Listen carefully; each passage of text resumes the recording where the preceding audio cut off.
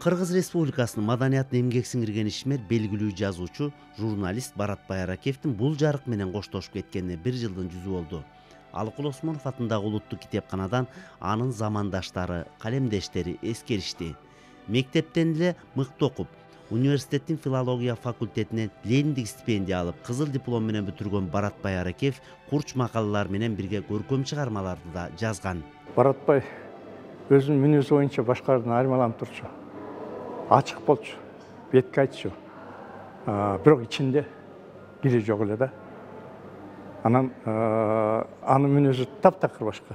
Менин мүнөзүм таптакыр башка да. Бирок экөөбүздү бир ошол чындык маселеси бириктирип турчу да. Кайрылчы өмүр, чаңдагы гүл, мен сага өлүм алып келем аталган повесть, аңгемелер топтомдору китеп болуп жарык көргөн. Баратбай Аракеев коомдун эң талуу көйгөйүн чагылдырган курч, жогорку деңгээлде жазылган публицистикалык макалалар менен окурмандар арасында дагы аброю бийик болчу. Басма сөз айдыңында коррупция менен жалгыз күрөшүп жүрүп өттү го деп ойлойм.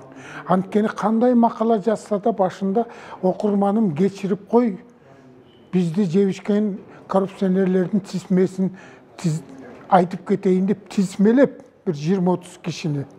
Анан кийин макаласын өтүп кетчү да. Баратбай Аракеевдин адамдык асыл сапаттарын андан таалим алган шакирттери ар дайым эстеп, жазып да келишет.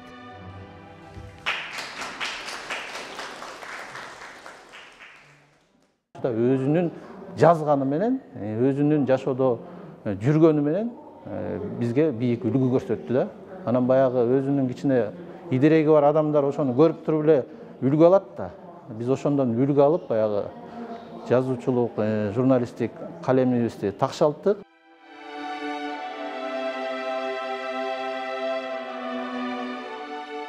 Баратбай Аракеев кезегинде биздин кыргыз телевидениясында дагы иштеген. Ал адабий драмалык редакциясын жетектеп турган учурда Кадырман карыларым, Менчилистен, Калемгер сыяктуу автордук программалары аркылуу кыргыз көрөрмандарына кеңири таанылган. Атахан Кожогулов, Кадыр Султаналиев, Нурзат Бектурсун кызы, Улуттук канал, Замана студиясы.